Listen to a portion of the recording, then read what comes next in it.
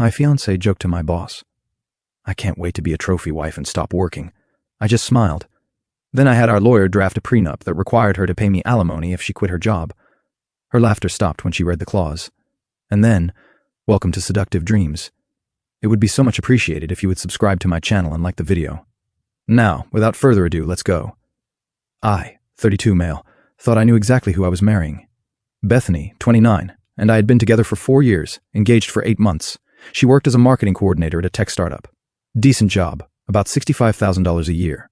I'm a senior analyst at a consulting firm making around $120,000. Not rich, but comfortable. The incident happened at my company's holiday party last December.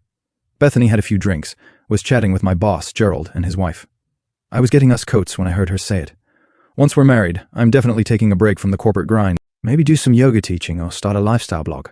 Honestly, can't wait to be a trophy wife for a bit. Everyone laughed. Gerald's wife made some joke about living the dream. Bethany spotted me and winked. Right, honey? You'll take care of me. I smiled, nodded, played along, but something clicked in my brain. See, this wasn't the first comment. Over the past few months, she'd been dropping hints, talking about how stressed work made her, how nice it would be to focus on making our house a home, how her friend Mallory quit working after marriage and seemed so happy. That night, I couldn't sleep. Kept thinking about my buddy Terrence. His wife pulled the same thing. Quit her job 3 months after the wedding. Never went back. Now he works 70-hour weeks to maintain their lifestyle while she posts smoothie bowls on Instagram. 2 days later, I made an appointment with a family lawyer. Not to cancel the wedding. I loved Bethany, but I needed protection. The prenup draft was beautiful. Standard asset protection stuff, but with one special clause. If either party voluntarily leaves employment or reduces their income by more than 40% without the written consent of the other spouse, they become responsible for paying spousal support, calculated at 35% of their last documented annual salary for a period of 3 years in case of divorce. Basically, you quit your job to be a trophy spouse. You pay me alimony. Brought it up casually at dinner the next week. Hey babe, my financial advisor suggested we do a prenup. Just standard stuff to protect both of us. Bethany laughed. Sure. I mean, we're never getting divorced anyway, right? Right. I'll have the lawyer send it over. Update 1. 3 weeks passed. Bethany finally got around to reading the prenup. I was making coffee on a Saturday morning when I heard her shriek from the home office. What the hell is this? She stormed into the kitchen, laptop in hand, face red. Disemployment clause. What is this about? I stayed calm, kept making my coffee. Which clause? The one that says I have to pay you if I stop working. Are you insane? It says if either of us stops working without the other's consent, it protects both of us from what? From me being a homemaker. From starting a family. The clause has exceptions for medical leave, caring for children under 5, or mutual agreement. Did you read that part? She hadn't. This is insulting. You think I'm some gold digger? No, I think you've been talking a lot about not working lately. At the holiday party, you literally told my boss you wanted to be a trophy wife. That was a joke. Was it though? What about all the comments about Mallory, about being stressed, about wanting to make our house a home? She went quiet. Then the tears started. I can't believe you don't trust me. Maybe we shouldn't get married if you think so little of me. I stayed calm. I love you, Bethany, but I'm not comfortable being someone's sole financial support by surprise. If we mutually decide you should stop working, that's different. This just ensures we make that decision together. She stormed off. Silent treatment for 3 days. Then her mom called. Update 2. Dorothy, Bethy's mom, invited me to lunch. I knew what was coming, sweetie. She started over salads at some overpriced place. Bethany is very hurt. I understand this prenup thing. It's so cold, so unromantic. Marriage is about trust. It's also about partnership and communication and not making unilateral decisions that affect both people. She frowned. Women have sacrificed careers for families forever. It's natural. Having kids is one thing. The prenup has exceptions for that. But Bethany doesn't want to stop working to raise kids. She's told me repeatedly she wants to wait at least 5 years for children.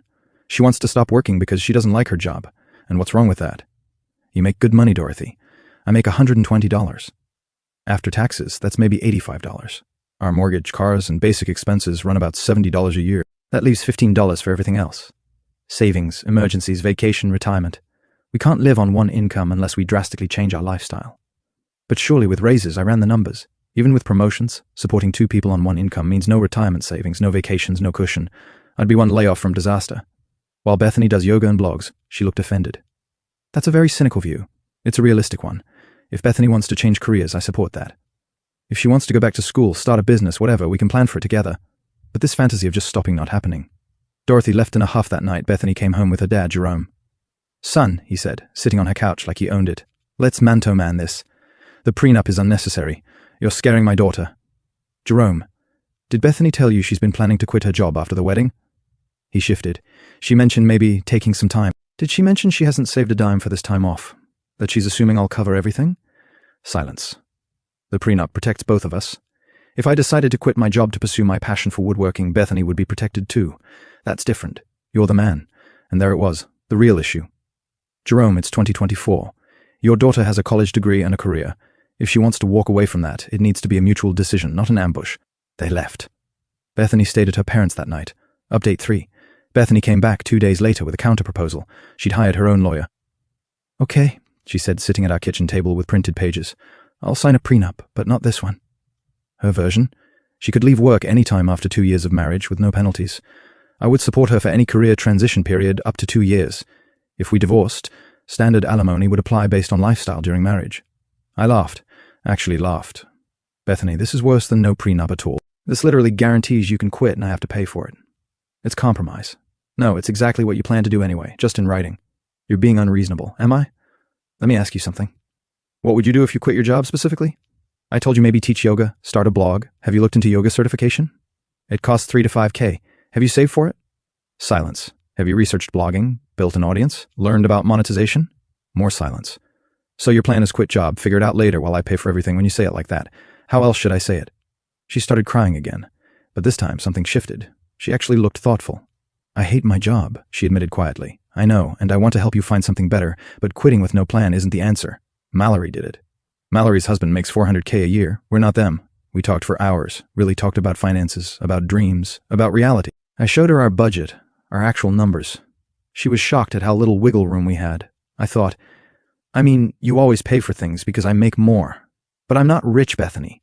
I'm middle class. We're middle class. She agreed to think about it.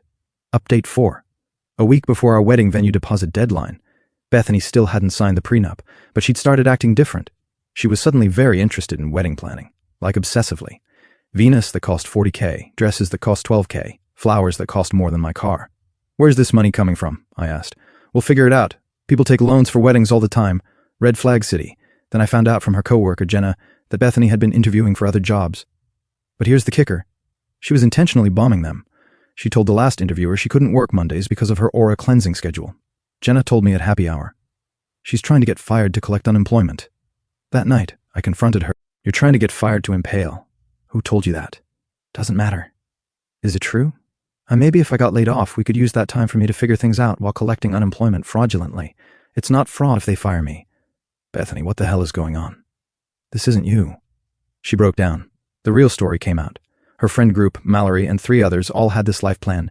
Get married to guys with good jobs, quit working, become wellness influencers, or whatever. They had a WhatsApp group called Trophy Wives in Training. She showed me the messages. It was illuminating. Mallory just cry a lot about stress. Men can't handle tears. Another friend of mine bought the yoga studio story completely, already put in my notice. Mine wants a prenup with some employment clause. Help! Mallory refused to sign. If he loves you, he'll cave. I looked at Bethany. You've been planning this the whole time. No, I mean, not exactly. I love you.